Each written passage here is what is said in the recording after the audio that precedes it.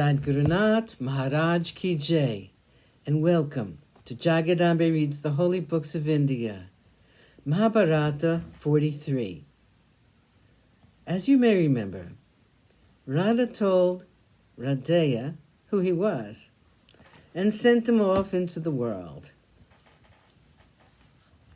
Chapter 20, Bhargava's Curse. Radheya's one aim was knowledge.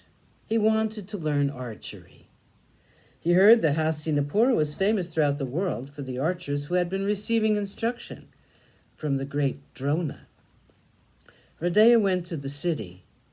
He was able to find Drona alone.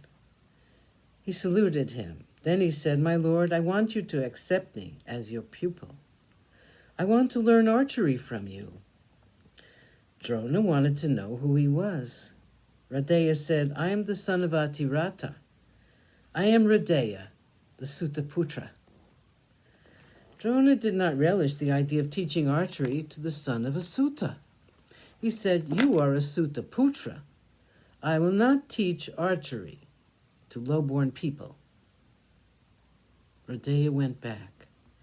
He wended his way homewards, haunted by the name Sutaputra, a stigma which clung to his name till the very end of his pain-filled life. He spent days and nights thinking out a way to acquire mastery in archery. He found that his being a Sutaputra was a great barrier everywhere. Radheya was desperate. At last he decided to go to Bhagwan Bhargava and learn archery from him. This man was a hater of Kshatriyas. Radheya knew about the terrible anger of the rishi. He was in a dilemma.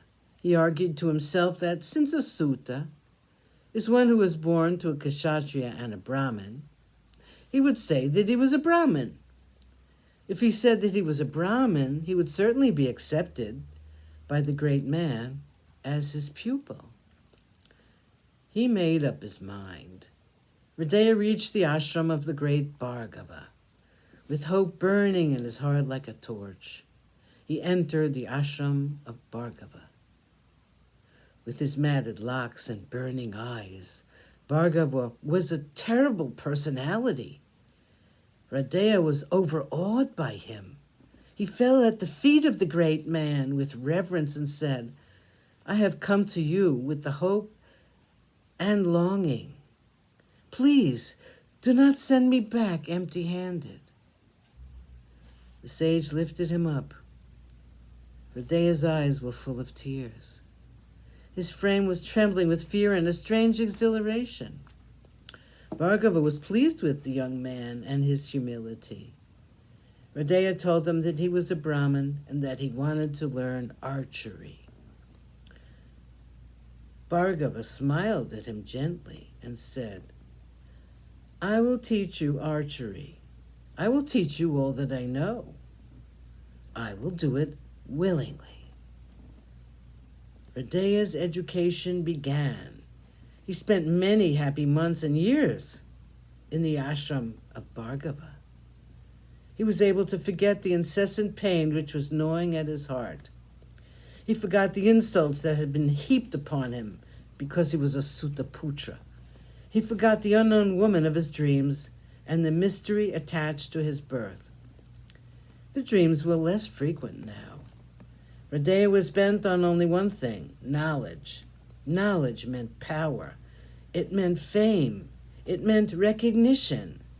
It was the only thing worthwhile in the world of men. Sadgurunath Maharaj Ki Jai. Thank you for coming. I hope you come again.